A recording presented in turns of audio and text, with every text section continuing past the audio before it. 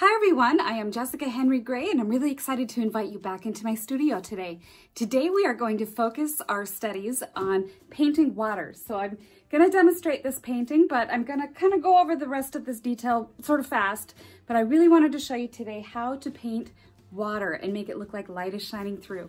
So I'm going to show you how to do that in some really easy steps. I'm going to talk about chrome and intensity and neutralizing colors and so forth.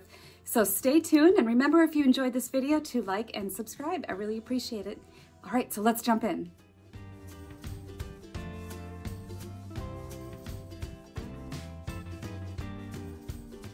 Today for colors, we're going to use titanium white, cadmium yellow medium. I do have a couple of smaller reds on here that eventually I will put into the painting. They're not necessary to buy, but I sure like having them. I have cad red light and permanent rose. I also will have yellow ochre, burnt sienna, ultramarine blue, alizarin crimson, and phthalo green. I grab a little bit of cerulean blue just to get one of those umbrella colors just right because it's kind of a unique color. Totally not necessary, but you know how it goes. This is a 16 by 20 canvas that I'm going to be working on. All right, so let's jump in and we'll get going. Okay, so I am all set up here, ready to begin. I've got my image on my laptop right next to where I'm painting. This is my 16 by 20 canvas, and I am going to work the composition this way, going back with the clouds, the umbrellas, just really pointing to that horizon back there. Okay, so my objective first is to begin laying down a foundation of color that can sort of shine through. And when I look at my image, I see a lot of these yellow glowing lines in the water that I really want to be the focal area of what leads you into this painting. And if some of that shows through in the underlayer while I'm doing the water, then I'd be really happy about that. So I'm going to start out with that as my foundation for toning the canvas. So I'm getting some thinner and a little cad yellow and some yellow ochre, just a little. And I'm going to brush this down here along the bottom. It's brighter than I need because I'm going to be wiping some of this off.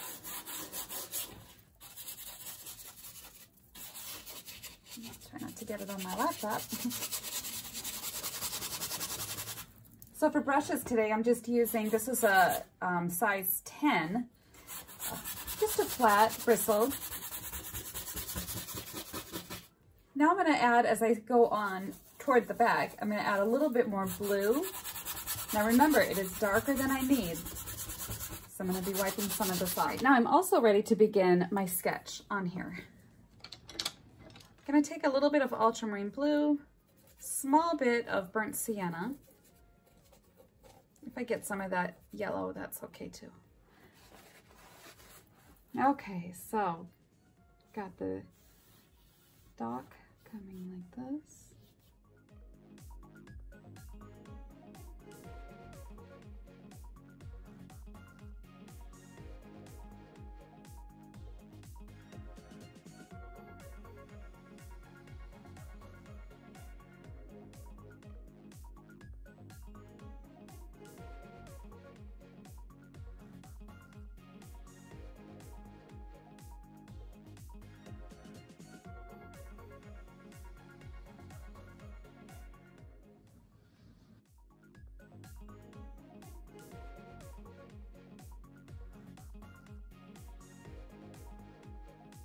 So they are going to fit in this window here.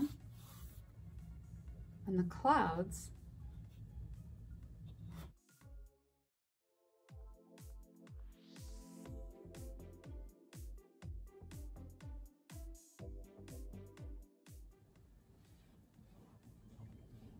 now there will be parts of this video that I'm gonna go ahead and fast forward because it'll be more tedious work. And essentially what I try to teach you on these videos here on YouTube is just to capture the basics, because I firmly believe that as far as detail work is concerned, anybody can do that. That's just a matter of meticulous getting in there. And some of the challenge is knowing when to stop. So knowing when to know that you're done.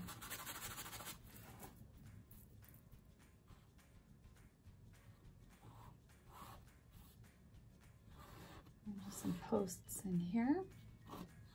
So that kind of is my overall sketch, and that's where I'm going to go with it. So what I'm going to do now is just block in the values. So I'll get a little bit bigger brush, but I don't want to go too dark because it'll be difficult to paint into the shadows, the sense of light and atmosphere. So taking some ultramarine blue, a little bit of burnt sienna, and some yellow ochre.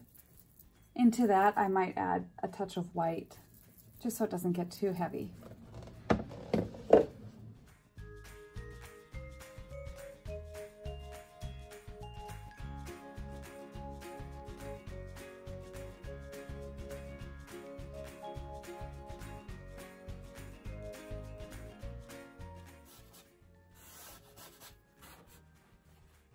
In these passages in this part of the video, I am blocking in the colors of the umbrellas.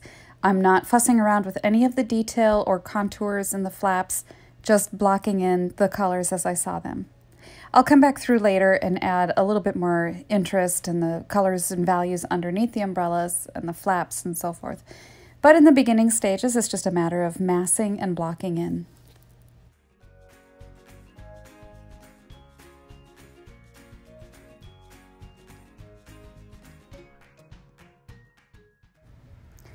I apologize for the glare in the sky in this passage. I had no idea, but anyway, again, just blocking in the colors of the umbrellas, and now you can see a little clearer where I was going with that. I would also like to briefly mention the sky. I painted ultramarine blue and white, and to block in the clouds, I began with the darker value that you see first, and then I built them up a little bit more with the light coming up around to the top. Toward the end, you can see it a little bit more. I added some more finesse around the edges of the clouds and just played with that a little more. So here, again, I'm just blocking in the umbrellas, and I wanted them to have that beautiful, bright, sunlit look of that. Now, I also want to talk about chrome. In this painting I've done, you can see the color of the water is very intense and bright, but it shows up that way because I also have passages of neutral colors. If everything in your painting is painted with brilliant, bright, intense chroma, then it won't really show up because you have to have passages of more neutral colors to really pull out that intense chrome. And so you can see down here, I'm putting in a little bit of that brighter green, and then also I'll take some white and yellow ochre, and that tones it down a little bit to make it not quite so brilliant. A little bit of blue will make it sort of chalky or sage. So I leave some areas where there's sort of a transparent flavor of ultramarine blue and cadmium yellow, and a tiniest bit of phthalo green will give you that brilliant bright green, but then back over here in the corner. But then you can see right off to the left that chalkier sage is just a little more white and yellow ochre. And then as I go further back into the painting, I'm adding more blue, because as everything moves away from you, everything gets less intensity, less bright. You get a lot more of that contrast up close. And so I'm quick putting in the boat because that color in the water under and around the boat is very important, so I have to block that in. I'll go back later in the painting and I'll off camera and I add more detail and information on the boat. I wanted to include in this video a passage about painting something as complicated as these docks. Now these docks I painted, as you saw, is just one mass of color first, and that simply blocked in the overall value and tone of that passage. Once that is in place, I will mix up a darker brown that as I see it on the boards, and I just block in exactly where those boards are going to go, as far as just like that, simple, straight, horizontal lines, and then the vertical posts. And then in and around there, I can start working from the background and work my way forward. Obviously, I'm not done with those boards yet, but I wanted to block in the people and the information, starting with the darks behind the boards, and then I'll add some of the highlights and the further away deck boards and some of those sparkling highlights. And then you can see here now in fast forward, I'm beginning to just put in the colors and a lot more of the information. So block it in and then go further back, add the detail as you're working your way to the foreground.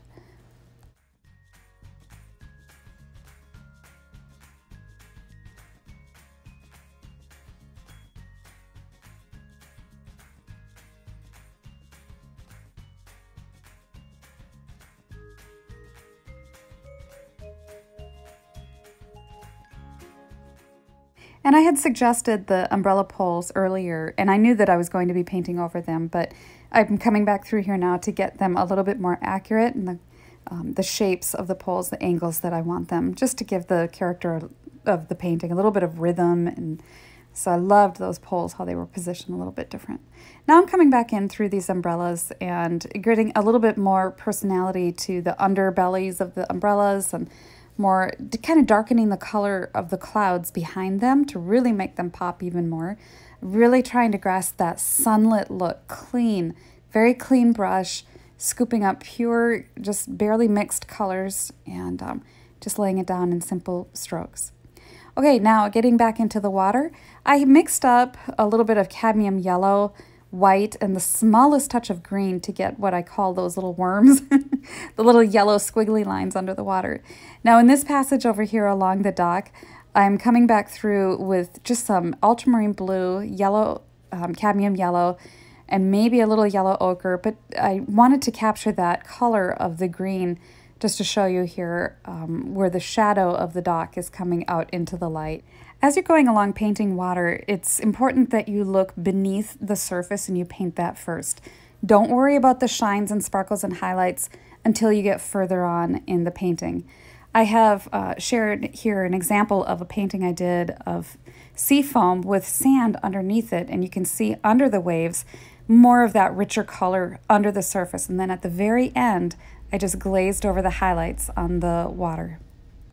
So don't hurry through this passage. Take as much time as you need. Go back to your palette, often reloading your brush. A couple of strokes per brush stroke, brush full. And just keep going back for more.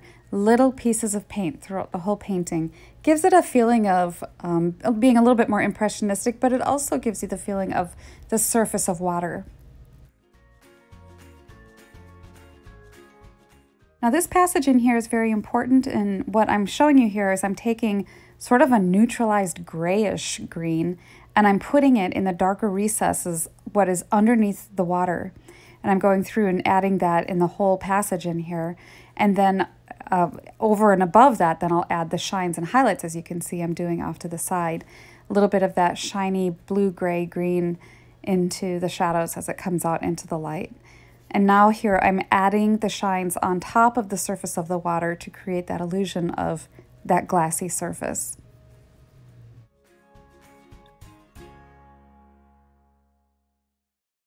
Okay, so I'm working my way now to the final end of the painting, and I'm just going to come in through here and get a little bit more information on some of these pie lines, and then just working in some of the ropes and things like that. To do these, I blocked it in first, and then I mapped out the dark, middle tone, and light of each one of these. And when I got down to the bottom of the passage, I worked a little more on getting the water around the pie lines a little bit more accurate.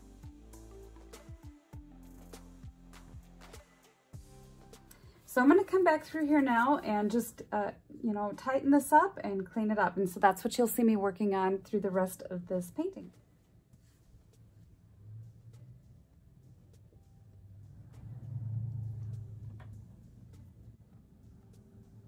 When you have passages of the painting that are wet, you can always use a maul stick. Sometimes I'll just grab a longer oil painting brush to get in there, rest my hand on it. Always taking care not to rest the tip of the brush onto the edge of the canvas. One thing I don't want back here where there's a lot of detail is any sort of a sharp edge. And even though I can zoom in on my picture and see that, I have to be aware of the fact that if I make all of the lines back here sharp, it'll come forward. So to keep the illusion of distance, I need to make sure that it's just softer in the background.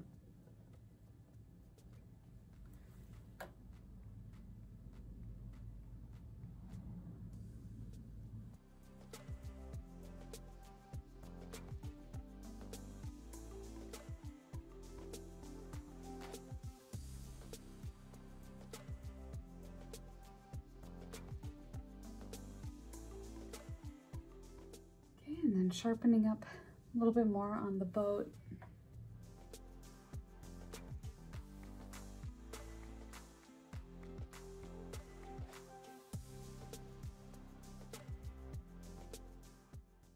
Same thing here too. I don't want a lot of strong contrast and information on this passage back here because it's really not what the whole painting is about, but everything has to work together in conjunction with the whole scene. So if this jumps out as being a look at me item, then I lose that effect of the feeling of what this whole painting is about.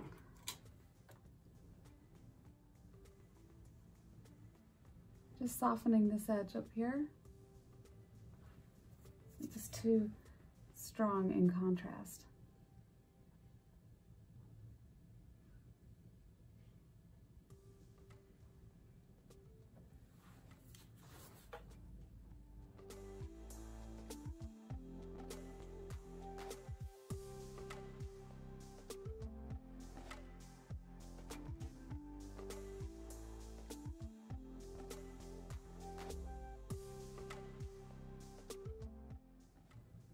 Now sometimes I will take pictures on my phone just so that I can see the painting smaller, and that helps me to pick out some passages that it's hard to see when it's so big in front of your face. So I strongly advise throughout the process of your painting, get some pictures with your phone to see it in smaller. You can also change your picture into black and white while on your phone to study some of the value patterns and see how everything is playing together to work for your composition.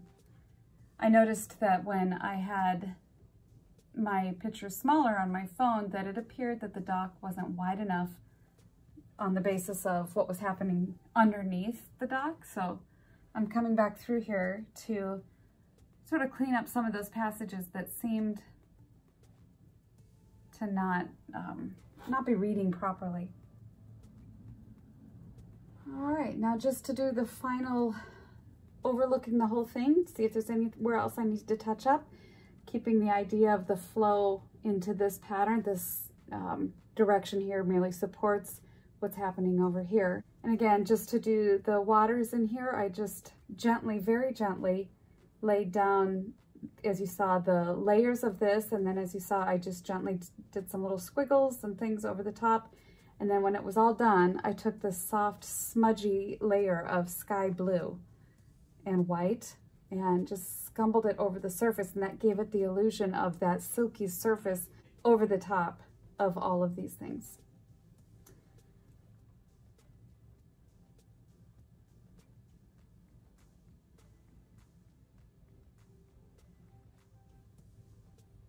A little bit of ultramarine blue and cadmium yellow mixed in almost equal proportions gives you that really nice color of that green under the dock. And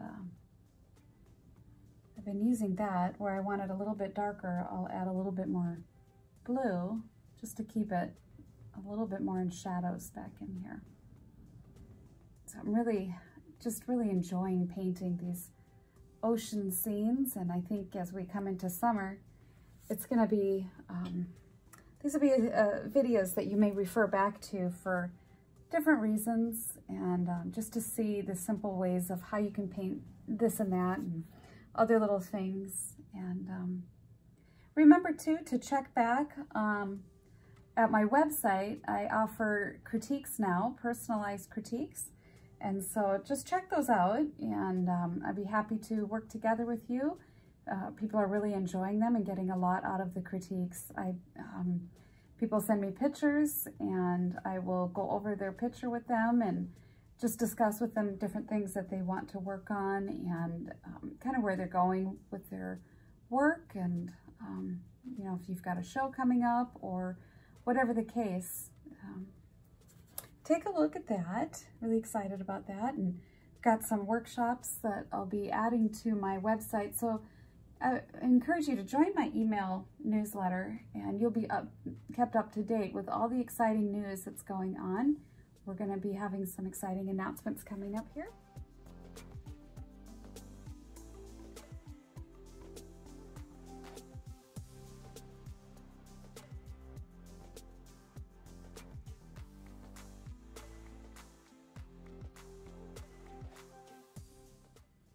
Well, that wraps us up. I really enjoyed making this video, and I hope that you enjoyed it too. And if you do enjoy it, go ahead and subscribe and like this video. I really appreciate it, and I always love your comments. I will see you next time. All right, bye-bye.